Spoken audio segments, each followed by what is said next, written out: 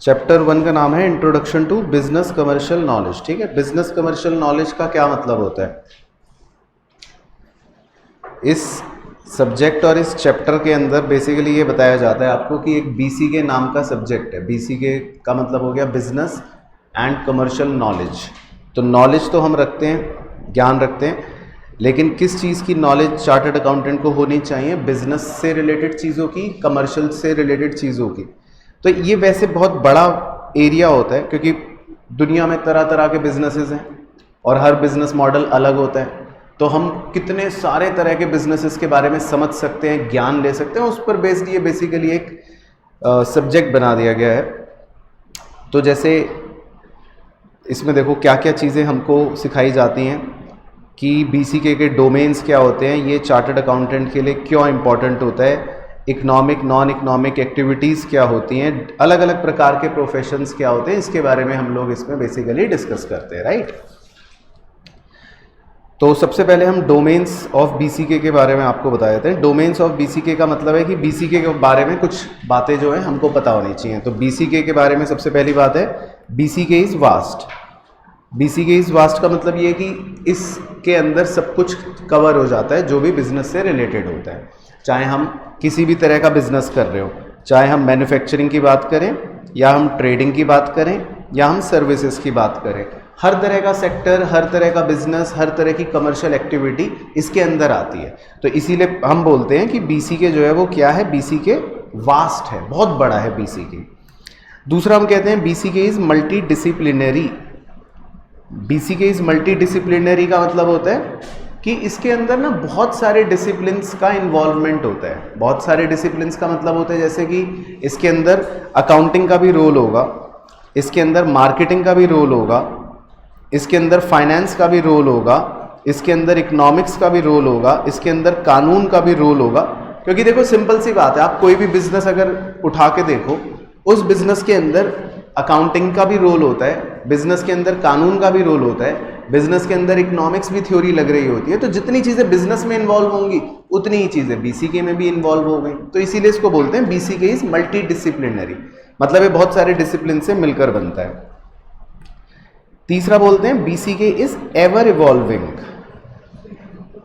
Ever evolving का मतलब ये होता है कि बीसीके के अंदर आप देखते हो कि कुछ ना कुछ नया नया नया हमेशा आता रहता है। बिजनेस के अंदर नई नई टर्म्स आ जाती हैं जो आज से 10 साल पहले हमने सुनी भी नहीं थी। कुछ टर्म्स आज वो डेवलप हो गई हैं और अभी जो हम नहीं भी सुन रहे वो और अगले 20 साल बाद कुछ नई टर्म्स आ जाएंगी। तो बिजनेस जो होता है या बिजनेस की कमर्शियल नॉलेज जो होती है वो एवर इवॉल्विंग होती है। तो एवर इवॉल्विंग का मतलब होता है कुछ ना कुछ नया आता रहता है। जैसे उदाहरण के तौर पे 24/7 है ना, तो ये पहले ये सब शब्द नहीं थे, फिर धीरे धीरे आ गए 24 घंटे 7 दिन। B2B मतलब बिजनेस टू बिजनेस, B2C है ना। तो ये सब टर्म्स जो होते हैं ये धीरे धीरे इवॉल्व होते रहते हैं। तो बीसीके इज एवर इवॉल्विंग, इसमें कुछ ना कुछ नया चलता रहता है। अब जैसे बीसीके में मल्टी डिसिप्लिनरी हमने देखा, तो अब देखो जैसे हम बिजनेस में एक टर्मिनोलॉजी यूज करते हैं, हम बिजनेस में बोलते हैं स्ट्रेटेजी। या आपने सुना होगा ना, बिजनेस में वर्ड होता है कि भाई स्ट्रेटेजी क्या है हमारी, हम एक नया प्रोडक्ट लॉन्च कर रहे हैं, हमारी स्ट्रेटेजी क्या है। लेकिन एक्चुअल में ये स्ट्रेटेजी वर्ड कहाँ से, कौन से डिसिप्लिन से लिया गया है? मिलिट्री। मिलिट्रीज के अंदर ये स्ट्रेटेजी वर्ड का इस्तेमाल किया जाता है या ओरिजिनली किया जाता था कि भाई हमें दुश्मन पर अटैक करना है तो हमारी क्या स्ट्रेटेजी होगी। लेकिन वो स्ट्रेटेजी वर्ड आज हम बिजनेस में यूज करते हैं। इसी तरह आपने सुना होगा लॉजिस्टिक्स। तो ये ओरिजिनली लॉजिस्टिक्स कहां पर यूज किया जाता था? मिलिट्री में, कि भाई एक जगह से सेनाएं दूसरी जगह भेजी जाएंगी, आर्मी जो है वो एक जगह से दूसरी जगह जाएगी, लॉजिस्टिक्स। लेकिन ये सेम लॉजिस्टिक वर्ड आज हम बिजनेस में सुनते हैं, हम कहते हैं मेरा सामान एक जगह से दूसरी जगह जाएगा। तो ये लॉजिस्टिक हमने बिजनेस में यूज कर लिया वर्ड। इसी तरह आप सुनते हो आज स्टॉक मार्केट में बड़े प्रचलित टर्म है बुल्स, बियर, है ना। तो बुल और बियर सब जानते हैं जानवरों के नाम है वैसे। तो ओरिजिनली इनका डिसिप्लिन जो है ये बायोलॉजी है ना, या एनिमल साइकोलॉजी है। लेकिन आज हम इसको बिजनेस में यूज करते हैं, स्टॉक मार्केट में यूज करते हैं। हम जब ऑप्टिमिस्टिक होते हैं, जब हमें लगता है शेयरों के दाम बढ़ने वाले हैं, तो हम कहते हैं बुल या बुलिश। लेकिन जब हम पेसिमिस्टिक होते हैं, जब हमको लगता है शेयरों के दाम कम होने वाले हैं, तो हम क्या बोलते हैं? बियर, है ना। तो ये बुल, बियर, ये सब जो टर्म्स हैं, ये एग्जाम्पल जो दे रहा है ये बता रहा है कि बिजनेस के अंदर बहुत सारे टर्म्स हमने अलग अलग डिसिप्लिन से कॉपी कर रखे हैं या अलग अलग डिसिप्लिन से यूज कर रखे हैं, इसीलिए बीसीके के बारे में बोलते हैं बीसीके इज मल्टी डिसिप्लिनरी। तो आपको 3 वर्ड्स याद रखने हैं जो आपके लिए इंपॉर्टेंट है, इसी पर एमसीक्यू पूछता है। तो पहला है BCK is vast, BCK is multi disciplinary और बीसीके इज एवर इवॉल्विंग। ठीक है, बदलता रहेगा, चेंज होता रहेगा, नया नया आता रहेगा। फिर इसके बाद ये आपके लिए बड़ी अच्छी जानकारी है कि आखिर बीसीके की ज़रूरत क्या है चार्टर्ड अकाउंटेंट को, है ना, क्योंकि ये सब्जेक्ट पढ़ने पे आपको ऐसा लगता है कि आखिर इसकी हमें क्या ज़रूरत। तो आप बताओ, आपके हिसाब से आपको क्या ज़रूरत है इस सब्जेक्ट की? मतलब इस सब्जेक्ट की इसलिए ज़रूरत है, देखो आप चार्टर्ड अकाउंटेंट बन के किसी न किसी या तो बिजनेस में इन्वॉल्व होंगे, या तो खुद के बिजनेस में होंगे, या किसी और के बिजनेस में एज ए एम्प्लॉय काम करोगे। तो आपको बिजनेस के बारे में पता होना चाहिए। और अलग अलग तरह के बिजनेस होते हैं, मान लो कोई बिजनेस सर्विस इंडस्ट्री में है, कोई बिजनेस फूड इंडस्ट्री में है, कोई बिजनेस होटल इंडस्ट्री में है। तो हर तरह के बिजनेस के बारे में चार्टर्ड अकाउंटेंट को ज्ञान होना चाहिए, तभी तो आप जब उसके मॉडल को अच्छे से समझोगे तो फिर काम कर पाओगे ना। अगर आपको बिजनेस के बारे में ही नहीं पता होगा तो फिर आप कैसे काम कर पाओगे। तो अल्टीमेटली इस पूरी बात में ये बताना चाहता है कि चार्टर्ड अकाउंटेंट के लिए बीसीके बहुत इंपॉर्टेंट होता है, और इनफैक्ट ये इतना बड़ा सब्जेक्ट होता है कि आपको पूरा पढ़ाया भी नहीं जा सकता। तो इसीलिए इंस्टीट्यूट भी इसमें ये सजेशन देता है बच्चे को कि आप रेगुलर वे में बिजनेसेस के बारे में जितनी नॉलेज हो सके वो लेते रहे अपनी सीए की जर्नी में। क्योंकि जितना आपको बिजनेस के बारे में नॉलेज होगी, हर बिजनेस के बारे में पता होगा कि ये बिजनेस मॉडल कैसे चल रहा है, तो तब आप उसकी अकाउंटिंग अच्छे से कर सकते हो, तब आप उसका फाइनेंस अच्छे से हैंडल कर सकते हो। तो सीए के लिए ये बेसिकली बहुत इंपॉर्टेंट है। तो जैसे एक एग्जांपल यहाँ पर दे रहा है, देखो कि आपको किसी भी कंपनी का क्या निकालना पड़ता है सीए को, जैसे क्या क्या चीज़ें देखनी पड़ती है, कॉस्ट क्या है, इन्वेंट्री लेवल्स क्या है, रेवेन्यू क्या है, प्रॉफिट क्या है। तो ये सब चीज़ें आप तभी किसी कंपनी की भी या बिजनेस की अच्छे से कैलकुलेट कर पाओगे जब आप उसके मॉडल को समझते हो। जब आपको यही नहीं पता होगा कि ये बिजनेस करता कैसे, तो फिर आप उसकी कैसे इन्वेंट्री निकालोगे, कैसे प्रॉफिट निकालोगे, कैसे रेवेन्यू निकालोगे। तो BCK is very important for chartered accountants basically. अच्छा, फिर उसके बाद आते हैं जी हम गतिविधियों पर। तो 2 प्रकार की गतिविधियां कौन सी होती हैं? गतिविधि मतलब एक्टिविटी, तो एक को बोलते हैं हम इकोनॉमिक एक्टिविटी और दूसरे को बोलते हैं हम non economic activity. Economic activity का मतलब सिंपल सा ये होता है कि जिसमें आपका मोटिव क्या है, पैसे कमाने का, लाइवलीहुड कमाने का। तो जब आप लिविंग के लिए काम करते हो, जब कोई भी व्यक्ति लिविंग के लिए कोई एक्टिविटी करता है तो उस एक्टिविटी को हम इकोनॉमिक एक्टिविटी कह देते हैं। लेकिन जब वही कोई भी काम आप लिविंग के लिए नहीं कर रहे, या तो प्लेजर के लिए कर रहे हो, या सिर्फ आपको अच्छा लग रहा है, या जैसे भी किसी भी मतलब एक कह सकते हैं कि सेंटिमेंटल रीजन से या सेल्फलेस कंसर्न है आपका, आप पैसे कमाने के लिए नहीं कर रहे हो, तो उसको हम नॉन इकोनॉमिक एक्टिविटी बोल सकते हैं। अब इकोनॉमिक एक्टिविटी में कैसे एग्जाम्पल्स आ सकते हैं? बहुत सारे, जैसे कोई म्यूजिक कंपोजर है, देखो अब वो गाना बना रहा है तो वो किस लिए बना रहा है? पैसे कमाने के लिए, तो वो इकोनॉमिक एक्टिविटी है। लेकिन आप हो गए, हम हो गए, हम अपना ऐसी शौक के लिए पियानो बजा रहे हैं, गाना गा रहे हैं, तो हम लोगों के लिए ये गाना गाना या पियानो बजाना क्या होगा? एक नॉन इकोनॉमिक एक्टिविटी, क्योंकि हमारा मोटिव पैसे कमाने का नहीं है, वो तो हम सिर्फ अपने शौक के लिए कर रहे हैं, वो हमारी हॉबी हो गई। तो इकोनॉमिक एक्टिविटी जो होती है उसमें हमेशा हमारा एक मोटिव होता है लिविंग अर्न करने का, जबकि नॉन इकोनॉमिक एक्टिविटी जो होती है उसमें हमारा मोटिव जो है वो लिविंग अर्न करने का नहीं होता। उसमें हम क्या कर रहे होते हैं? अपने प्लेजर में या अपनी हॉबी में कोई भी एक्टिविटी को परफॉर्म कर रहे होते हैं। जैसे इसका एक और एग्जाम्पल है बहुत ही बढ़िया, कि जैसे इन्होंने यहाँ पर एक एग्जाम्पल दे रखा है डब्बा वाला। डब्बा वाला का सुना है आपने नाम, है ना? तो वो खाना जो है वो पिक करते हैं और आप घर घर पहुँचाते हैं। तो वो ये काम करते हैं, खाना बनाया, खाना पिक करा, खाना पहुँचा दिया। तो ये वो काम किस लिए कर रहे हैं? अपनी लिविंग अर्न करने के लिए। तो ये इकोनॉमिक एक्टिविटी है। लेकिन घर में जो होम मेकर होती हैं, जो खाना बनाती हैं, वो ये काम इकोनॉमिक एक्टिविटी में नहीं कर रही होती हैं, उनका मोटो लिविंग अर्न करने का नहीं होता, तो वो तो अपने परिवार के लिए out of love and affection ये काम कर रही होती है। तो इसीलिए ये एक्टिविटी नॉन इकोनॉमिक एक्टिविटी हो जाती है। तो 2 तरह की एक्टिविटी की पहचान करना वेरी सिंपल। तो जैसे यहाँ पर कुछ कैरेक्टरिस्टिक्स दे रखे हैं कि इकोनॉमिक एक्टिविटीज़ के कैरेक्टरिस्टिक किस तरह के होते हैं। तो इकोनॉमिक एक्टिविटीज़ के देखो कैरेक्टरिस्टिक होते हैं कि ये इनकम जनरेटिंग होती है। तो कोई भी इकोनॉमिक गतिविधि होगी तो उससे क्या जनरेट होगा? पैसा, इनकम जनरेट होगी।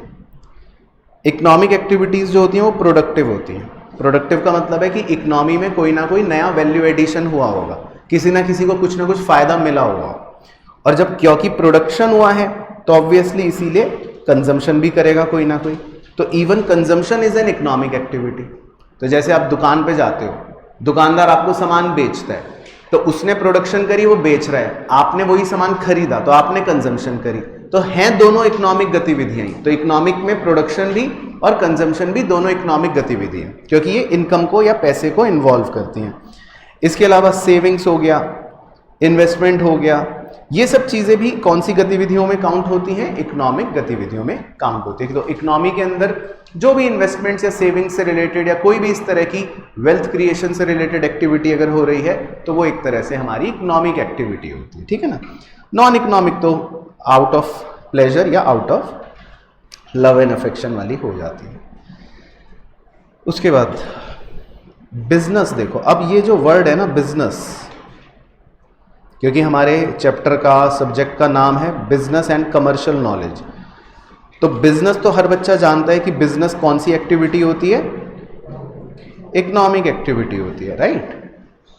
क्योंकि बिजनेस कोई भी ऐसा तो नहीं बोलेगा कि मैं बिजनेस कर रहा हूं लेकिन मैं पैसे नहीं कमाना चाहता, मैं तो ऐसी शौक के लिए कर रहा हूं, तो ऐसा तो नहीं होगा। बिजनेस तो एक इकोनॉमिक एक्टिविटी है।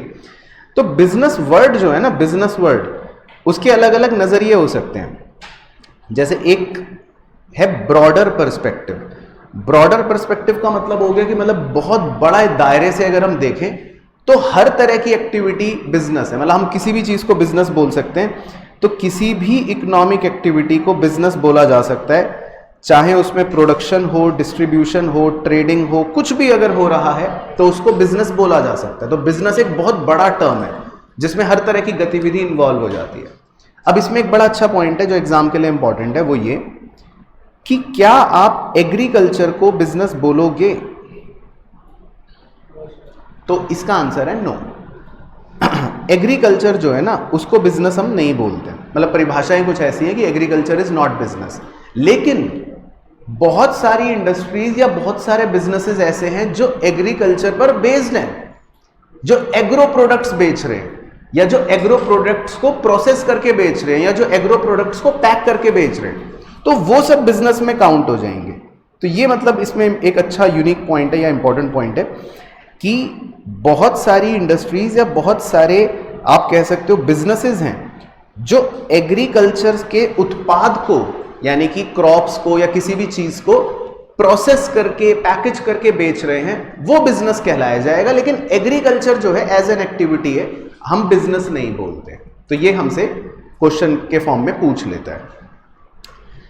दूसरा नजरिया होता है मीडियम पर्सपेक्टिव, थोड़ा सा छोटा। तो इसमें हम किसी पर्टिकुलर इंडस्ट्री की बात कर लेते हैं। जैसे मान लो किसी ने बोल दिया स्टील इंडस्ट्रीज, तो अब स्टील इंडस्ट्रीज में हमारा बिजनेस जो है उसका दायरा सिर्फ स्टील से रिलेटेड हो गया। अब मैं उसमें पंखे या किसी और चीज की बात नहीं करूंगा, अब मैं सिर्फ किसकी बात कर रहा हूं? स्टील इंडस्ट्रीज की। तो थोड़ा सा मैंने अपने दायरे को छोटा कर लिया। और जब मैं अपने दायरे को बिल्कुल ही छोटा कर लेता हूं, अगर मैं बोल दूं कि स्टील इंडस्ट्री में भी कौन सी कंपनी, तो आपने कहा सर टाटा स्टील। तो अगर मैं बिल्कुल ही एक ही फर्म के बारे में मान लो बात करना शुरू कर दूंगा, तो फिर उसको बोल देते हैं नैरो पर्सपेक्टिव, बिल्कुल छोटा, जिसमें हम एक ही व्यक्ति के बारे में या एक ही व्यक्ति के नजरिए से बात कर रहे हैं कि भाई तुम पैसे कमा रहे हो ना, तुम अपने ने लाइवलीहुड कमा रहे हो, तो तुम बिजनेस कर रहे हो, तो ये भी बिजनेस है। तो अकेला आदमी भी काम कर रहा है, वो भी बिजनेस है। उसी को हमने लार्जर लेवल पर बोल दिया कि बहुत सारी स्टील की इंडस्ट्रीज हैं, वो भी बिजनेस के अंदर आ जाएगा। और अगर हम पूरे देश की बात कर लेंगे कि सारी गतिविधियां जो भी इकोनॉमिक एक्टिविटी में प्रोडक्शन हो, डिस्ट्रीब्यूशन हो, ट्रेडिंग हो, वो भी बिजनेस है। तो बिजनेस को देखने के तीन नजरिए बना दिए, एक बहुत बड़ा, एक मीडियम और एक सिंगल व्यक्ति का छोटा। तो ये यहां पर वो समझाना चाह रहा है कि बिजनेस को तीन अलग अलग नजरियों से हम देख सकते हैं। फिर बिजनेस वर्ड तो भाई सुनने के बाद दिमाग में और भी चीजें आती हैं, तो पहले वो डिस्कस करते हैं। दो टर्म्स आती हैं सबसे पहले, एक होती है एम्प्लॉयमेंट और एक होता है प्रोफेशन। तो आपके पास फायदा यह है चार्टर्ड अकाउंटेंट साहब कि आप दोनों में से कुछ भी कर सकते हो। तो हालांकि यहां पर डिफरेंस के फॉर्म में है, लेकिन आपके लिए फायदा यह है कि आप दोनों ही कर सकते हो, है ना? हाँ, तीसरा तो भी आएगा, तीसरा तो बिल्कुल ही कर सकते हो, तो आपके पास अपॉर्चुनिटी है तीनों करने की। लेकिन अगर हम इन दोनों में डिफरेंस देखें कि एम्प्लॉयमेंट किसे कहते हैं और प्रोफेशन किसे कहते हैं, तो एम्प्लॉयमेंट का नेचर ये होता है कि जहां पर आपका एक रिश्ता है एम्प्लॉय और एम्प्लॉयर वाला। लेकिन प्रोफेशन में कोई एम्प्लॉय और एम्प्लॉयर नहीं होता। प्रोफेशन किसे बोलते हैं? जब आपने अपना दफ्तर खोला, आप खुद ही अपनी प्रोफेशनल डिग्री की मदद से लोगों को, हाँ प्रैक्टिस जिसको कहते हैं, सीए प्रैक्टिस कर रहा है, तो लोगों को आप अपनी खुद की कंसल्टेंसी सर्विस प्रोवाइड कर रहे हो, तो वहां पर इसका मतलब आपके पास एक प्रोफेशनल डिग्री है और आप अपनी प्रोफेशनल डिग्री का इस्तेमाल करके क्लाइंट्स को या लोगों को अपनी सर्विस प्रोवाइड कर रहे हो, तो उसको हम प्रोफेशन बोल देते हैं। तो प्रोफेशन माना ही तब जाता है जब किसी व्यक्ति के पास कोई स्पेशलाइज्ड क्वालिफिकेशन होगी, तो इसमें आपको सर्टिफिकेट मिलता है। अब ऐसे लॉयर होगा वो भी प्रोफेशनल है, कंपनी सेक्रेटरी होगा वो भी प्रोफेशनल है। तो प्रोफेशनल्स जो होते हैं उनके पास एक प्रोफेशनल डिग्री होती है, एक सर्टिफिकेट होता है, और तब वो अपनी उस डिग्री या उस सर्टिफिकेट की मदद से लोगों को सर्व कर रहे होते हैं, तो वो होता है प्रोफेशन। अब प्रोफेशन में क्या आपको सैलरी मिलती है? नहीं मिलती। क्या मिलता है? फीस मिलती है ना? और वो वेरी कर सकती है, कभी ज्यादा क्लाइंट आए तो ज्यादा फीस मिल गई, कभी कम क्लाइंट आए कम फीस मिल गई। लेकिन एम्प्लॉयमेंट में क्या होता है? आपको कॉन्ट्रैक्ट है, हर महीने की सैलरी जो है वो फिक्स मिलेगी। तो एम्प्लॉयमेंट मतलब ये होता है कि यहां पर आपको सैलरियां मिल रही हैं, लेकिन प्रोफेशन में आमतौर पे आपको फीस मिल जाती है। बाकी सबसे इंपॉर्टेंट हमारे लिए जो चीज है वो ये, जो 3 टर्म्स हैं, कौन कौन से? बिजनेस, प्रोफेशन और एम्प्लॉयमेंट, इनके बारे में भी डिफरेंस पता होना चाहिए। तो अब देखो, मीनिंग की अगर हम बात करें तो वो तो तीनों का पढ़ ही लिया। बिजनेस का मतलब है कि कोई भी आप जो एक्टिविटी कर रहे हो जो इंडस्ट्री के अंडर आ गई, ट्रेड के अंडर आ गई या कॉमर्स के अंडर आ गई, मतलब कोई भी मार्केट से related activity, that is business. Profession जिसमें आपके पास कोई स्पेशलाइज्ड डिग्री है या क्वालिफिकेशन है, कोई सर्टिफिकेट है और आप अपनी सर्विसेज को दे रहे हो। और एम्प्लॉयमेंट में आपको सिंपल वेजेस और सैलरीज मिल जाते हैं और आप किसी एम्प्लॉयर के अंडर एक कॉन्ट्रैक्ट के तहत काम कर रहे होते हो। बाकी mode of establishment, mode of establishment का मतलब है कि बिजनेस शुरू करने के लिए हो सकता है आपको कुछ लीगल फॉर्मेलिटीज का मतलब सामना करना पड़े, क्योंकि कोई कंपनी खोलनी पड़ेगी या कोई भी आपको एक एंटिटी बनानी पड़ेगी जहां पर आपको बिजनेस करना है। अगर आप प्रोफेशन की बात करें तो प्रोफेशन में आपको कोई ना कोई सर्टिफिकेट लेना पड़ेगा। जैसे आप भी जब सीए बनेंगे तो आपको भी एक मेंबरशिप सर्टिफिकेट मिलेगा, सर्टिफिकेट ऑफ मेंबरशिप। फिर आप कहोगे कि मुझे प्रैक्टिस भी करनी है, तो आपको एक सीओपी मिलेगा, सर्टिफिकेट ऑफ प्रैक्टिस। तो वो सर्टिफिकेट चाहिए होता है प्रोफेशन में। एम्प्लॉयमेंट की बात करें, वहां पे हमको लेटर ऑफ अपॉइंटमेंट चाहिए, क्योंकि आप किसी भी कंपनी में तब ऑफिशियली ज्वाइन माने जाते हो जब वो कंपनी आपको क्या देती है? एक अपॉइंटमेंट लेटर, कि भाई अब आप इस कंपनी के एम्प्लॉय बन गए हो, आपकी नौकरी लग गई है।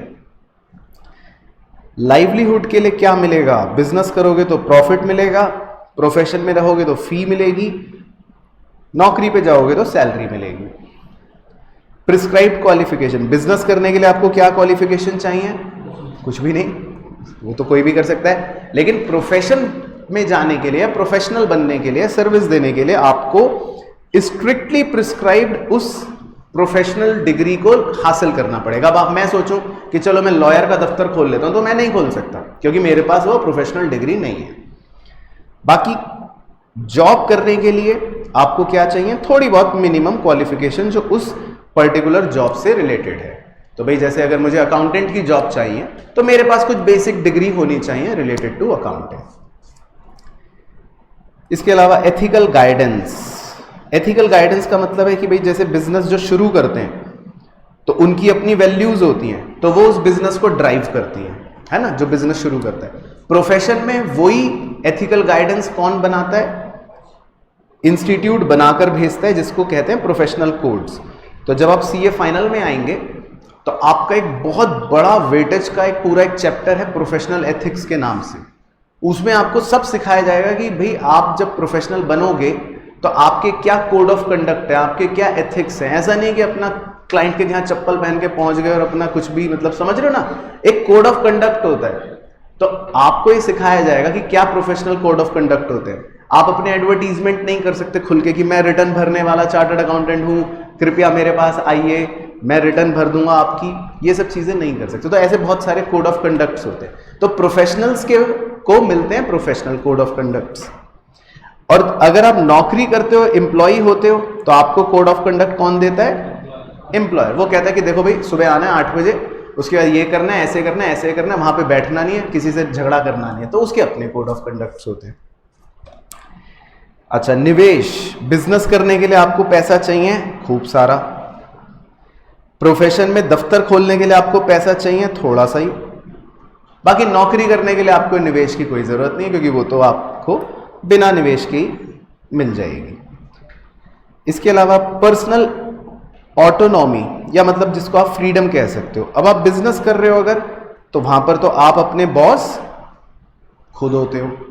प्रोफेशन कर रहे हो तो उसमें भी आप अपने बॉस एक तरह से खुद ही होते हो।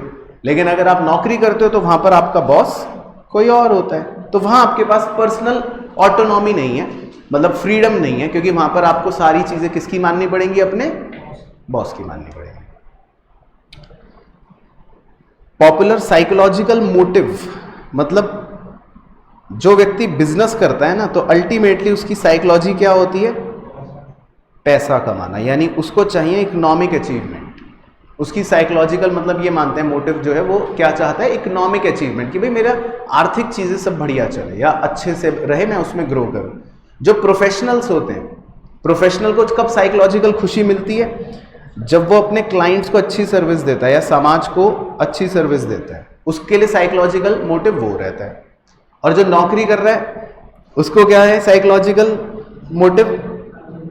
कि दाल रोटी कमानी है, लाइवलीहुड चाहिए अपने को, तो इसलिए वो नौकरी करता है। तो उसका साइकोलॉजिकल मोटिव माना जाता है लाइवलीहुड है। उसको थोड़ी ना कोई समाज की सेवा करनी है, या कोई उसको ऐसा मोटिव नहीं होता कि मुझे सर्व करना है अपने क्लाइंट्स को, उसका होता है लाइवलीहुड का। सर्टेनिटी ऑफ इनकम, तो ये बताओ भाई पैसा मिलता ही रहेगा, इस बात की श्योरिटी बिजनेस में क्या है? बहुत ही कम, सबसे लीस्ट है ना, क्योंकि किसी में नहीं, नौकरी में तो है।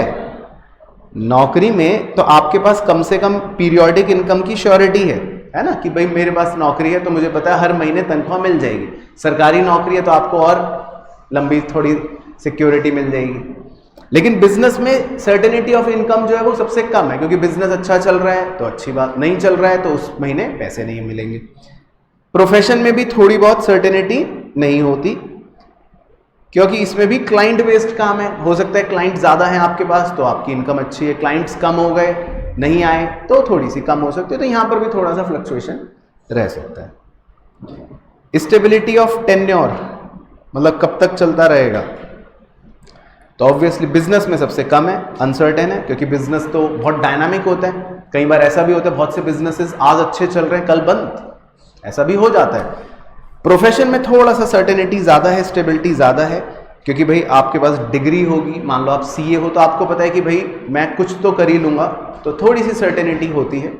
और अगर आप नौकरी कर रहे हो तो वहां पे तो काफी ज्यादा सर्टेनिटी है, आपको पता है कि भाई नौकरी है तो चलती रहेगी, मेरे को काम मिल चुका है एक बार तो मैं यहां पर काम करता रहूंगा। बाकी ट्रांसफर ऑफ इंटरेस्ट का मतलब है एक प्रकार से ओनरशिप। हाँ, तो बिजनेस में आप कर सकते हो, पॉसिबल है, लेकिन प्रोफेशन में मैं ऐसा नहीं कर सकता कि मैं अपनी डिग्री किसी को बेच दूं कि भाई 1 करोड़ मुझे दे दो, मेरी डिग्री तुम ले लो, कल से तुम सीए का काम कर लेना। वो नहीं हो पाएगा, क्योंकि जो डिग्री मेरे पास है, जो नॉलेज मेरे पास है, वो मैं ट्रांसफर नहीं कर सकता। और इसी तरह एम्प्लॉयमेंट में भी अगर नौकरी आपको मिली है तो वो आप ही कर सकते हो। आप ये नहीं कह सकते कि चलो मैं अपनी नौकरी किसी और को दे देता हूँ, वो कर लेगा, मैं उससे पैसे ले लूंगा, तो वहां पर आप ट्रांसफर नहीं कर सकते।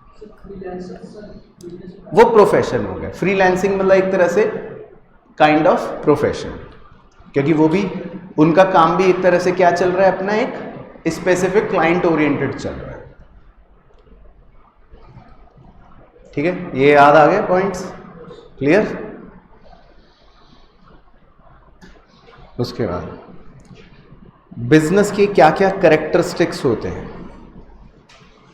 तो बहुत सारे कैरेक्टरिस्टिक्स होते हैं। क्या क्या बिजनेस के कैरेक्टरिस्टिक्स होते हैं भाई? ये जॉब क्रिएटर है, पहली बात। भाई बिजनेस इंस्टीट्यूशन जो है वो तो नौकरियां क्या करता है, लोगों को देता है। तो अगर कहीं पर कोई नया बिजनेस खुला तो नया बिजनेस खुलने से वहां पे लोगों को क्या मिलेगी, नौकरियां मिलेगी। तो बिजनेस जो होता है वो क्या होता है, जॉब क्रिएटर होता है, वो जॉब को क्रिएट करता है। ज्यादा बिजनेस खुलेंगे, ज्यादा स्टार्टअप खुलेंगे तो इससे हमारी इकोनॉमी को क्या मिलेगा, ग्रोथ मिलेगा। तो हमारा इकोनॉमिक ग्रोथ को क्या मिल जाता है, मोमेंटम मिल जाता है। अब इसमें एक चीज का ध्यान रखना है, इसी पर क्वेश्चन भी पूछ लेते हैं कि क्या इकोनॉमिक ग्रोथ और इकोनॉमिक डेवलपमेंट एक ही बात होती है? नहीं। इकोनॉमिक ग्रोथ का मतलब तो ये होता है सिर्फ डब्बे बढ़ रहे हैं, आउटपुट बढ़ रहे हैं, दैट इज इकोनॉमिक ग्रोथ। लेकिन इकोनॉमिक डेवलपमेंट का मतलब ये होता है कि जिसमें थोड़ा सा वेलफेयर को भी ध्यान में रखना पड़ता है। तो डेवलपमेंट का मतलब हमेशा ये होता है कि आप ग्रो भी करो और लोगों की भलाई भी होनी चाहिए। तो मान लो मैंने फैक्ट्रियां लगा के प्रोडक्शन तो बढ़ा दी, लेकिन उन फैक्ट्रियों के धुएं से सारे आजू बाजू के 200 लोग मर गए, तो फिर ये क्या हुआ, ये कोई डेवलपमेंट हुई? नहीं, फिर वो डेवलपमेंट नहीं है। तो ग्रोथ अलग चीज है, डेवलपमेंट होना मतलब थोड़ा सा वेलफेयर को भी साथ में लेके चलना है। तीसरा कैरेक्टरिस्टिक बिजनेस का, इन्वेस्टमेंट इंटेंसिव। भाई क्या बिजनेस बिना इन्वेस्टमेंट के शुरू किया जा सकता है? नो, किया जा सकता है ना, लेकिन सारे बिजनेस नहीं किए जा सकते। तो बिजनेस के अंदर स्टार्ट करने के लिए एक साइजेबल इन्वेस्टमेंट चाहिए, मतलब कि कुछ ना कुछ आपको निवेश करना पड़ता है। अगर बहुत ज्यादा पैसा निवेश करना पड़ेगा तो हो सकता है आपको कह देंगे लार्ज एंटरप्राइज, थोड़ा कम करोगे तो बोल देंगे मीडियम एंटरप्राइज, थोड़ा और कम करोगे तो बोल देंगे स्मॉल एंटरप्राइज, बहुत ही कम करोगे तो बोल देंगे माइक्रो एंटरप्राइज। तो इसलिए भारत में अलग अलग कैटेगरियां बना दी आपके निवेश के हिसाब से। इसके अलावा बिजनेस में अनसर्टेनिटी होगी कि नहीं? बिल्कुल होगी। तो ये भी एक बहुत बड़ा कैरेक्टरिस्टिक है कि बिजनेस के अंदर जेस्टेशंस एंड अनसर्टेनिटीज, मतलब ये तो है ही है, ये तो इसका बिल्कुल एक अभिन्न हिस्सा है कि कई बार ऐसा दौर आएगा कि आप बिल्कुल खाली, या आप बिल्कुल खाली का मतलब कि बिजनेस नहीं चल रहा, जेस्टेशन। और कई बार कोई अनसर्टेनिटी आ जाएगी, कुछ भी चीज चेंज हो गई, जैसे कोविड काल आ गया, बहुत से बिजनेसेस को एक अनसर्टेनिटी फेस करनी पड़ गई। क्या रिस्क और अनसर्टेनिटी एक ही बात है? नहीं। रिस्क मतलब जोखिम और अनसर्टेनिटी मतलब अनिश्चितता। तो रिस्क और अनसर्टेनिटी में यह फर्क होता है, रिस्क जो है उसको आप थोड़ा सा एडवांस में कैलकुलेट कर सकते हो फिर भी कि भाई ये रिस्क है, मैं छठे माले से कूदूंगा तो मेरी 2 हड्डियां टूट जाएंगी, ये रिस्क है। लेकिन अनसर्टेनिटी क्या है कि आपके दोस्त ने आपको पीछे से धक्का दे दिया, आप तो ऐसी देखने गए थे। तो अनसर्टेनिटी को हम एडवांस में कैलकुलेट नहीं कर सकते कि भाई क्या होगा, तो वो हम नहीं सोच सकते। अनसर्टेनिटी इसीलिए बोलते हैं अनिश्चितता, भाई कुछ भी हो सकता है, उसको कोई हम मेजर नहीं कर सकते। और क्या कैरेक्टरिस्टिक होते हैं बिजनेस के? बिजनेस जो है देखो एक ऐसा सिस्टम है जो कॉन्शियसली बनाया गया है, किसके लिए? प्रोडक्शन के लिए। तो इसीलिए बोलते हैं ये सिस्टमैटिक और ऑर्गेनाइज्ड एफिशिएंसी ओरिएंटेड एक्टिविटी होती है, क्योंकि बिजनेस का मतलब ही प्रोडक्शन है एक तरह से। प्रोडक्शन चाहे गुड्स का हो चाहे सर्विसेज का हो, तो बिजनेस होता ही एक ऐसा सिस्टम है जो एफिशिएंटली प्रोडक्शन को बढ़ाने में मदद कर रहा होता है। इसके अलावा बिजनेस जो होता है वो ऑब्जेक्टिव ओरिएंटेड होता है, इसको बोलते हैं पर्पसफुल। क्या कोई भी बिजनेसमैन ऐसा सुना है आपने? हो सकता है कि वो बोले भाई मैं बिजनेस कर रहा हूं, क्या ऑब्जेक्टिव है मेरा? बस ऐसे ही टाइम पास कर रहे हैं हम, तो मतलब ये सब ऐसा पॉसिबल नहीं है। ऑब्वियसली हर बिजनेस का क्या होता है? एक पर्पस होता है, एक ऑब्जेक्टिव होता है। तो इसीलिए इसको बोलते हैं कि ऑब्जेक्टिव ओरिएंटेड है। बाकी बिजनेस का बताओ क्या होता है ऑब्जेक्टिव? मेन प्रॉफिट मेकिंग है ना। तो ये उनका एक सेट ऑब्जेक्टिव माना जाता है। इसके अलावा बिजनेस क्या है, मतलब एक कैरेक्टरिस्टिक क्या है? इंडस्ट्री की। इंडस्ट्री किसे बोलते हैं? तो इंडस्ट्री बेसिकली जैसे बोलते हैं ऑटोमोबाइल इंडस्ट्री, तो इसमें कौन सी सारी कंपनियां इकट्ठी हो जाएंगी? कार वाली। या मान लो हमने बोला स्टील इंडस्ट्री, तो इसमें कौन सी सारी कंपनियां इकट्ठी हो जाएंगी? स्टील वाली। तो इंडस्ट्री टर्म मतलब एक तरह से हो गया कि सारे सिमिलर बिजनेसेस जो एक तरह से रिलेटेड होते, तो उसको हम कंबाइन करके क्या टर्म बोल देते हैं? इंडस्ट्री। ठीक है, क्लियर हो गया यहां तक? उसके बाद बिजनेस के ऑब्जेक्टिव्स क्या होते हैं, उद्देश्य। तो बहुत सारे उद्देश्य होते हैं वैसे तो। सबसे पहले आते हैं आर्थिक उद्देश्य पर। तो इकोनॉमिक ऑब्जेक्टिव क्या होगा? देखो लॉजिकल सी बात है, कोई भी बिजनेस कर रहा है उसका मेन मोटो क्या होगा? सेल्स या प्रॉफिट। ये दो वर्ड्स ही अपने आप में सफिशिएंट है ये बताने के लिए कि बिजनेस का इकोनॉमिक ऑब्जेक्टिव क्या है। उसको ज़्यादा से ज़्यादा सेल चाहिए या उसको ज़्यादा से ज़्यादा मुनाफा कमाना है। दैट इज अ बेसिक और आर्थिक ऑब्जेक्टिव। दूसरा हम कह सकते हैं ऑर्गेनिक ऑब्जेक्टिव। ऑर्गेनिक ऑब्जेक्टिव का मतलब कि ये होता है एक तरह से बेसिक ऑब्जेक्टिव, मतलब वो तो होना ही होना चाहिए। एक ऑर्गेनिक ऑब्जेक्टिव कि ये तो मिनिमम है कि भाई कम से कम ये तो हो ही। तो कम से कम कोई भी बिजनेस क्या चाहता है? सस्टेन करना, सरवाइव करना। तो इसमें हो गया कीवर्ड आपका सर्वाइवल, कि भाई हम सरवाइव करें, धीरे धीरे फिर ग्रो करें। मतलब तभी तो बिजनेस कर रहे हैं, नहीं तो बिजनेस कर ही क्यों रहे हैं फिर अगर ये भी ना मिले हमें तो basic objective is basically organic objective. कुछ बिजनेसेस ऐसे भी होते हैं जिनके कुछ सामाजिक उद्देश्य भी होते हैं, और इनफैक्ट बहुत से बिजनेसेस के होते हैं सोशल रिस्पॉन्सिबिलिटीज उन पर होती हैं कि भाई आप समाज को क्या प्रोवाइड कर रहे हो। आप समाज से ले तो रहे हो, पैसा कमा रहे हो, तो समाज को वापस भी करो। आप किस रूप में वापस कर सकते हो? आप भाई किसी भी फॉर्म में, चाहे एजुकेशन के फॉर्म में, चाहे सैनिटाइजेशन के फॉर्म में। इसके अलावा मान लो कहीं पर कोई डिजास्टर आ गया तो उस समय आपने फ्री खाना बंटवा दिया लोगों को, समाज को। मतलब आपको सोसाइटी की बेसिकली क्या करनी है? सोसाइटी को रिटर्न बैक करना है। That is social responsibility. तो बिजनेस को ये सोशल रिस्पॉन्सिबिलिटी भी निभानी पड़ती है, ये भी उनके ऑब्जेक्टिव्स है। इसके में रिस्पॉन्सिबिलिटी टुवर्ड्स एम्प्लॉइज, अपने एम्प्लॉइज के प्रति भी उनकी रिस्पॉन्सिबिलिटी है, अपने इन्वेस्टर्स के प्रति भी उनकी रिस्पॉन्सिबिलिटी है। तो ये सब उनकी सामाजिक जिम्मेदारियां हैं, यानी कि सोशल रिस्पॉन्सिबिलिटी है। तो सिर्फ ऐसा नहीं कि मैं मुनाफा ही कमाऊंगा, मेरे ऊपर क्या ऑब्जेक्टिव्स भी हैं सोशल रिस्पॉन्सिबिलिटी के।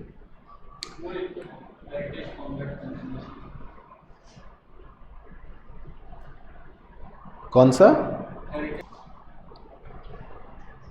लीगल। मेरे बिजनेस में कुछ लीगल ऑब्जेक्टिव्स भी होते हैं कि भाई पैसा कमाओगे तो सरकार को टैक्स भी समय से देना है, सारे कानून का सही पालन करना है। ऐसा नहीं कि बिजनेस कर रहे हो तो चलो अब कल से ड्रग्स की स्मगलिंग का बिजनेस शुरू कर दिया हमने। तो हमारे ऊपर कुछ लीगल ऑब्जेक्टिव्स भी होते हैं, हमारे एथिकल ऑब्जेक्टिव्स भी होते हैं। मतलब एथिक्स का ध्यान रखना है। ऐसा नहीं है कि आपके पास ग्राहक आया उसको आपने मिलावटी चीजें दे दी, या आपने कस्टमर को एक्सप्लॉइट कर दिया, 10 रुपए की चीज 5,000 में बेच दी। कुछ एथिक्स भी होते हैं, तो हमारे एथिकल ऑब्जेक्टिव्स भी होते हैं। और इसके अलावा एनवायरमेंटल,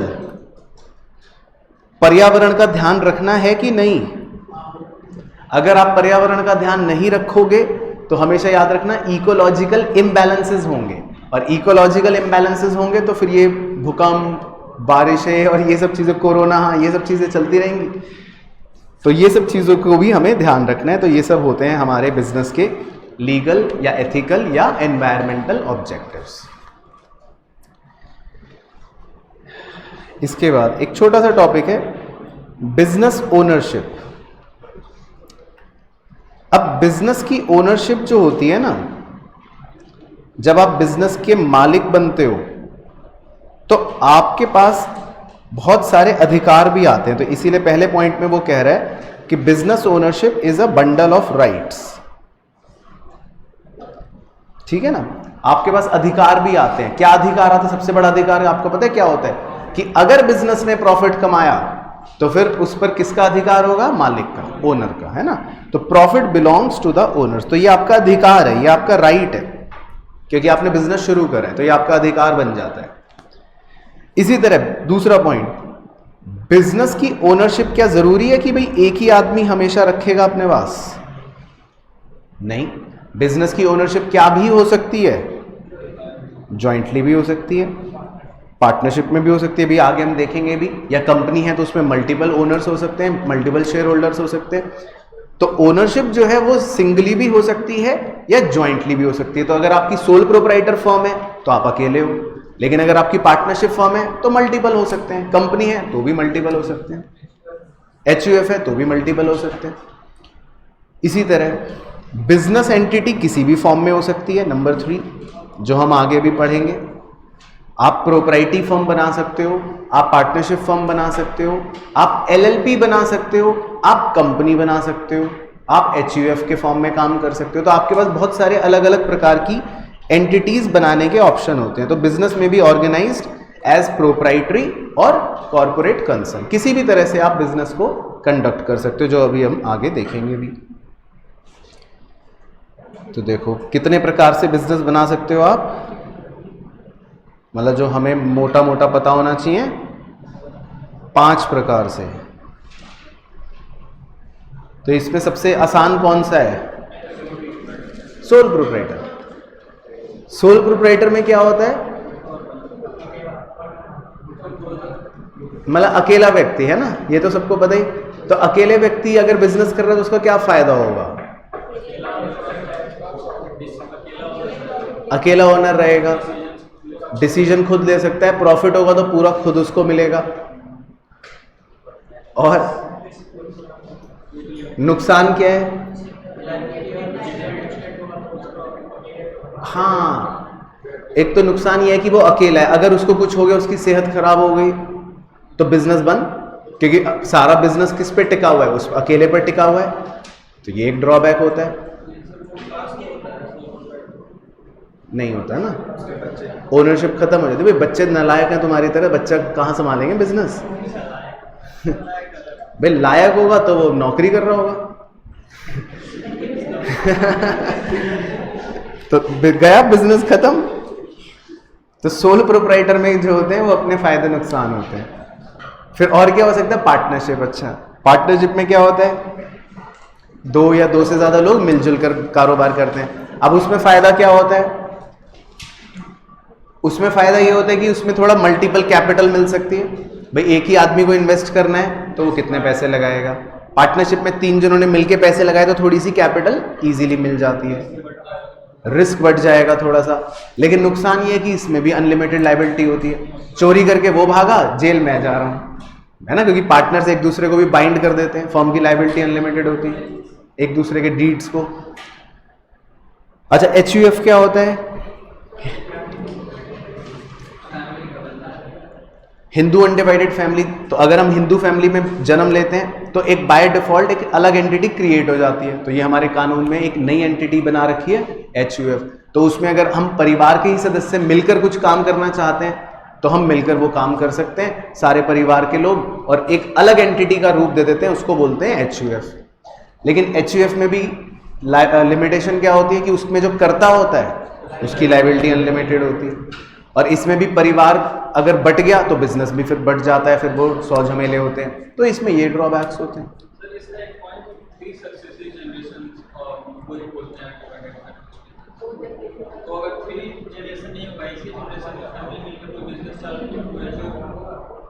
हाँ, हो सकता है, बिल्कुल बिल्कुल एचयूएफ हो सकता है, ऐसा कोई जरूरी नहीं है। पुराना पॉइंट। इसके अलावा कंपनी नहीं, बेस्ट नहीं है। कंपनी के भी अपने ड्रॉबैक होते हैं। कंपनी में फायदा यह है कि लायबिलिटी लिमिटेड होगी, कैपिटल रिक्वायरमेंट ज्यादा भी है तो हम उसको पूरा कर सकते हैं। लेकिन लिमिटेशन ये होती है कि इसमें लीगल रिक्वायरमेंट्स बहुत होती है, कानून के झमेले बहुत होते हैं, टैक्स भी कई बार ज्यादा इसमें लगता है। इसमें हम 1 रुपए भी कमाएंगे तो भी टैक्स देना पड़ता है। कंपनी में ये सब लिमिटेशंस होते हैं। लेकिन कंपनी में फायदा ये है कि कंपनी हमेशा चलती रहती है, परपेचुअल सक्सेशन। मान लो कोई मर भी गया तो उससे फर्क नहीं पड़ेगा कंपनी में, है ना। एलएलपी क्या होता है? Limited liability partnership. आप लॉ में भी पढ़ते हो। तो ये ब्लेंड है पार्टनरशिप का भी और कंपनी का भी। तो इसमें दोनों के बेनिफिट्स का हम फायदा उठा सकते हैं। तो यहाँ पर कंपनी वाली चीजें मिल जाती हैं फायदे के तौर पे, और लायबिलिटी जो होती है वो क्या रहती है? लिमिटेड ही रहती है। तो लायबिलिटी भी लिमिटेड है और कंपनी वाले इसमें हमको बेनिफिट्स भी मिल जाते हैं। तो बेसिकली अलग अलग प्रकार के फॉर्म्स होते हैं। तो सोल प्रोप्राइटर है ना, जो हमने देखा कि सबसे आसान होता है इसको क्रिएट करना। इसमें वो अपना पर्सनल सेविंग से ही शुरू कर सकता है, सारा प्रॉफिट प्रोप्राइटर जो है उसी को बिलोंग हो जाएगा। लेकिन इसमें ड्रॉबैक ये है कि लोग इस तरह के एंटरप्राइजेस को एक ओछी नज़र से देखते हैं कि ये लोकल है ना, सोल प्रोप्राइटर। तो ये इसका ड्रॉबैक हो गया। इसके अलावा फायदे नुकसान वही जो हमने डिस्कस करे कि भाई इस पे आप पूरी तरह से बॉस अपने खुद हो, है ना, क्योंकि पूरा कंट्रोल आपका अकेले का है। लेकिन लिमिटेशन ये है कि आप बहुत ज़्यादा कैपिटल नहीं लगा सकते। भाई आप अकेले हो तो जितनी कैपिटल आपके पास है उतनी बिजनेस ही लगा पाएगा। इसके अलावा आपकी अगर तबीयत भगवान ना करे कभी खराब हो गई, कुछ दिक्कत परेशानी हो गई, तो फिर बिजनेस बंद, बच्चे आपके लायक है नहीं, तो खत्म हो गई कहानी। फिर दूसरा था HUF। HUF देखो अपने आप बन जाता है, जैसे ही आपने हिंदू फैमिली में जन्म लिया और आपकी शादी हुई तो आपका एक HUF क्रिएट हो जाएगा, है ना। तो HUF जो होता है ये कानून की नजरों में एक सेपरेट एंटिटी माना जाता है, तो आप इसमें कोई भी बिजनेस कर सकते हो। तो इसीलिए HUF में कोई सैलरी नहीं होती, मतलब ऐसा नहीं माना जाता कि ये कोई नौकरी कर रहा है। HUF अपने आप में एक ऐसी एंटिटी है जिसमें कोई ना कोई बिजनेस होगा। तो बिजनेस करो आप अपना फैमिली के साथ, जिसमें अब recently Buddhist family, Jain, Parsi, ये सब इंक्लूड कर लिए गए हैं। और जो इसमें मेन हेड होता है उसको क्या बोलते हैं हम? कर्ता। बाकी फायदा ये है कि भाई फैमिली बिजनेस है तो नेचुरली सब एक दूसरे को पहले से जानते हैं, आसानी से फैमिली रिसोर्सेज को पूल करा जा सकता है, सब जने मिलजुल के काम कर सकते हैं। डिसीजन मेकिंग भी क्विक होगी क्योंकि सब एक साथ ही रहते हैं तो जल्दी से डिसीजन हो जाएगा। बाकी लिमिटेशंस ये हैं कि जो करता है उसकी लायबिलिटी अनलिमिटेड होती है। बाकी अगर परिवार में एक बच्चे का और जन्म हुआ तो बिजनेस में एक और नया वो आ जाता है, ओनर। इसके अलावा अगर फैमिली टूट गई तो बिजनेस भी टूट जाएगा। तो ये लिमिटेशंस होते हैं HUF के अंदर कुछ। फिर होता है पार्टनरशिप। तो पार्टनरशिप जो है वो होता है दो या दो से ज्यादा लोगों के बीच में एक कॉन्ट्रैक्ट या एग्रीमेंट पर आधारित बेसिकली। अब वो चाहे ओरल हो चाहे रिटर्न हो, वो होगा कोई ना कोई एग्रीमेंट। बाकी इसमें दो या दो से ज्यादा लोग एक दूसरे के बिहाफ पर काम कर रहे होते हैं। और पार्टनरशिप को गवर्न करने वाले कानून को आप वैसे तो खैर आपको मेरे से ज्यादा ही पता है, इसमें मैं क्या सिखाऊं आपको। इंडियन पार्टनरशिप एक्ट 1932 और वो सब चीजें आप लॉ में पढ़ ही रहे हो, पार्टनरशिप के बारे में सारी कहानी। पार्टनरशिप के फायदे क्या हैं? एक तो पार्टनरशिप में ना एग्रीमेंट बना हुआ होता है तो थोड़ा सा लड़ाई झगड़े मिसअंडरस्टैंडिंग कम होती है। HUF में कोई एग्रीमेंट तो होता नहीं, तो तूने तो कल रात ये बोला था, मैं तो नहीं मानूंगा, फिर ये सब झगड़े होते रहते हैं HUF में। बाकी दो या दो से ज्यादा लोग होते हैं तो इसका भी थोड़ा सा बेनिफिट मिल जाता है। प्रॉफिट्स का लॉस का दोनों का शेयरिंग होता है तो रिस्क भी थोड़ा सा बढ़ जाता है। बाकी एक पार्टनर दूसरे पार्टनर के बिहाफ पे कई बार काम कर देता है तो ये फायदा भी है लेकिन ये नुकसान भी है। अब एक पार्टनर चोरी करके भाग गया तो फंसे हो गए आप, तो ये लिमिटेशन हो गया। बाकी अनलिमिटेड लायबिलिटी, ये एक लिमिटेशन हो गया। नया पार्टनर कोई आना चाहे तो उसमें भी बड़ी दिक्कत होती है, क्योंकि नया पार्टनर किसी भी पार्टनरशिप फॉर्म को तभी ज्वाइन कर सकता है जब सारे पार्टनर्स एग्री करें। तो मान लो हम 25 लोगों की पार्टनरशिप फॉर्म है और एक नया होनहार पार्टनर ज्वाइन करना चाहता है, इसकी लड़ाई है उससे, इसने मना कर दिया। अब बाकी 24 क्या ज्वाइन करवा लेंगे? नहीं करवा पाएंगे क्योंकि सबकी सहमति चाहिए। तो पार्टनरशिप में थोड़ा सा ये सब लिमिटेशन हो जाता है। फिर आता है LLP यानी limited liability partnership. Limited liability में बस ये एक सबसे बड़ा फायदा है कि पार्टनर्स की लायबिलिटी जो होती है वो क्या रहती है? लिमिटेड रहती है। और इनका कानून भी अलग है, इन पर पार्टनरशिप एक्ट नहीं लगता, इनका कानून अलग है, LLP एक्ट 2009। तो इस पर भी आपको कुछ सिखाना मतलब तौहीन हो जाएगी, क्योंकि LLP के भी आप बादशाह हो और ये आप लॉ में पढ़ ही रहे होंगे। LLP, इसके बारे में सारी कहानियां आपको पता होंगी मेरे से ज्यादा। चलो तो अब देखो LLP के बारे में ना यहाँ पर एक थोड़ा सा कंपैरेटिव फॉर्म में टेबल दे रखी है। जैसे LLP में लिमिटेड लायबिलिटी होती है ना, ओरिजिनली पार्टनरशिप में अनलिमिटेड लायबिलिटी होती थी। तो इसको एक मेरिट की तरह बताया जा रहा है कि देखो ये एक फायदा हो गया LLP होने का। अगर आप पार्टनरशिप फॉर्म करते हो तो आपकी लायबिलिटी है अनलिमिटेड, लेकिन अगर आप LLP करते हो तो आपकी लायबिलिटी है लिमिटेड, तो ये थोड़ा सा फायदा हो गया। इसी तरह LLP जो है उसमें इनकॉर्पोरेशन होना जरूरी है, मतलब आपको प्रॉपर ROC में जाके अपना रजिस्ट्रेशन करवाना पड़ेगा। पार्टनरशिप में ऐसा कुछ नहीं है, पार्टनरशिप में ओरल एग्रीमेंट भी करा, आज से तू और मैं पार्टनर, तो बन गई पार्टनरशिप। फिर लड़ाई झगड़े भी बहुत होंगे, फसाद भी बहुत हो सकते हैं। लेकिन एलएलपी में ये थोड़ा सा मेरिट है कि भैया सब कुछ देखो रजिस्ट्रार के पास है, तो कोई लड़ाई झगड़ा नहीं करना, सारी बातें लिखित तौर पे रजिस्ट्रार ने नोट कर रखी है। इसी तरह एक और सबसे बड़ा बेनिफिट, एलएलपी को एक सेपरेट लीगल एंटिटी मानते हैं, पार्टनर से अलग मानते हैं। तो पार्टनर अलग, एलएलपी अलग। लेकिन पार्टनरशिप में ऐसा नहीं है, पार्टनरशिप में पार्टनर्स और पार्टनरशिप फर्म एक ही एंटिटी माना जाता है कानून में, तो ये भी एक फायदा होता है एलएलपी में। बाकी इसके अलावा एलएलपी में कोई लिमिट नहीं है, पार्टनरशिप में लिमिट होती है। एलएलपी में आरओसी जो है वो गवर्न करता है, पार्टनरशिप में ऐसा कुछ नहीं होता, या रजिस्ट्रार ऑफ फर्म्स जो है वो करता है, लेकिन उसकी कौन मानता है? अगर हमने ओरल एग्रीमेंट कर रखा है तो वैसी रजिस्ट्रार ऑफ फर्म्स भी नहीं होगा। तो पार्टनरशिप में थोड़ा सा कंप्लाइंसेस कम होते हैं। तो ये चीज एलएलपी के एक लिमिटेशन के तौर पे हो गई, क्योंकि एलएलपी अगर आप बनाओगे तो आपको 100 तरह के झमेले फॉलो करने पड़ेंगे, क्योंकि आपको कंपनीज एक्ट के तहत रजिस्टर कराना, 100 तरह की कानूनन चीज़ों को फॉलो करना पड़ेगा। पार्टनरशिप में झमेला नहीं है, पार्टनरशिप इजी टू क्रिएट है। तो अगर आपको झमेलों से बचना है तो फिर आप पार्टनरशिप कर सकते हो। बाकी एक और बड़ा अच्छा पॉइंट, एलएलपी में पार्टनर जो है वो दूसरे पार्टनर का एजेंट नहीं होता। एलएलपी में पार्टनर सिर्फ एलएलपी का ही एजेंट होता है, यानी कि फर्म का एजेंट होता है। जबकि पार्टनरशिप में तो हर कोई एक दूसरे का एजेंट होता है। मैं आपके बिहाफ पे काम कर दूंगा, आप मेरे बिहाफ पे काम कर दोगे। मैंने चोरी कर दी, आपको जेल हो जाएगी, आपने चोरी कर दी, मेरे को जेल हो जाएगी। एलएलपी में ऐसा नहीं है, एलएलपी में पार्टनर सिर्फ किसका एजेंट है? फर्म का एजेंट है। तो ये भी एक थोड़ा सा मेरिट रहता है।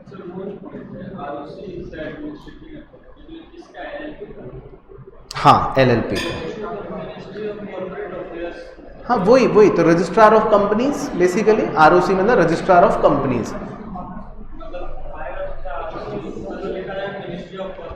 हाँ, दोनों एक ही बात है। उसके बाद कंपनी साहब,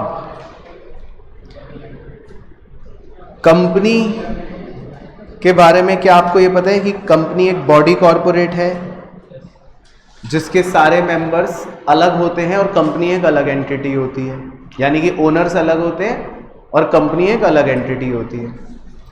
बाकी क्या आपने सुना है 1 पर्सन कंपनी भी हो सकती है? Very good. क्या आपने सुना है कि डोरमेंट कंपनियां भी होती हैं, मतलब स्लीपिंग?